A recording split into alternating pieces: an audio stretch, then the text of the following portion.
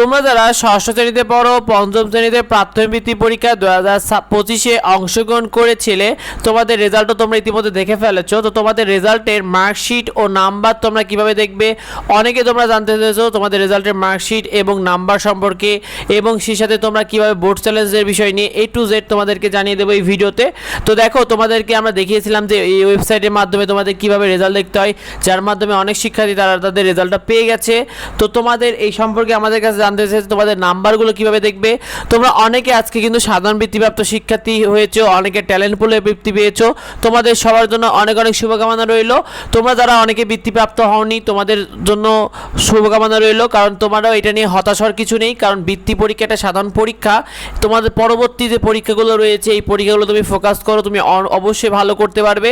সুতরাং যারা বৃত্তি পাওনি, টেনশন হওয়ার কিছু নেই বা হতাশ হওয়ার কিছু নেই। তোমাদের জন্য শুভকামনা রইল, তোমরা আগামীতে অনেক ভালো করবে ইনশাল্লাহ। তো তোমাদেরকে জানিয়ে দিই, তোমরা তো পিডিএফ এর মাধ্যমে তোমাদের কিন্তু রেজাল্ট দেখা যাচ্ছিল, যে পিডিএফ এর মাধ্যমে বিভাগ ভিত্তিক এবং জেলা ভিত্তিক জানাচ্ছিল যে কতজন ট্যালেন্ট পুলে বৃত্তি পেয়েছে সরকারি থেকে, কতজন বেসরকারিভাবে বৃত্তি পেয়েছে। এখানে দেখো তারা উপজেলা ভিত্তিক বলে দিয়েছে এটা। তো এর মাধ্যমে অনেকে দেখেছে, তোমাদের এটা লিঙ্কও দিয়ে দেবো, তোমরা তোমাদের জেলা অনুযায়ী ডাউনলোড করে নিও। শিক্ষার্থী দেখো, তোমাদেরকে জানিয়ে দিই তার আগে যে তোমাদের এই বিষয়টা জানতে চেয়েছে যে প্রাথমিক বৃত্তির রেজাল্ট 2025-এ তোমাদের মার্কশিট দেখানো হবে কি, তোমাদের যে তোমরা কত নাম্বার পেয়েছো এইটা তোমরা অনেকে দেখতে যাচ্ছ।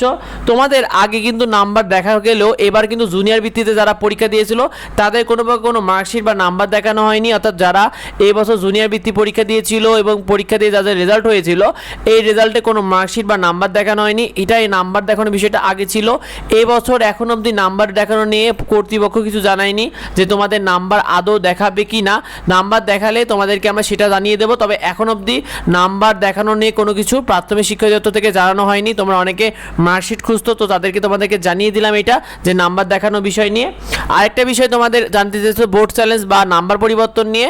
এইটা তোমাদের বোর্ড চ্যালেঞ্জের প্রাথমিক বৃত্তি কর্তৃপক্ষ এখনও এই বিষয় নিয়ে কিছু জানায়নি যে তোমাদের বোর্ড চ্যালেঞ্জ করা যাবে কি না। এটা নিয়ে তোমাদের খুব দ্রুত আপডেট আসবে, এবং আপডেট আসা মাত্র আমরা তোমাদেরকে সেটাও জানিয়ে দেবো। সেগুলো পেতে অবশ্যই আমাদের এডুবঙ্গ ইউটিউব চ্যানেলকে সাবস্ক্রাইব করে রেখো, এডুবঙ্গ ফেসবুক পেজকে ফলো দিয়ে রেখো, যাতে তুমি সবার আগে এই বিষয়টা জানতে পারো।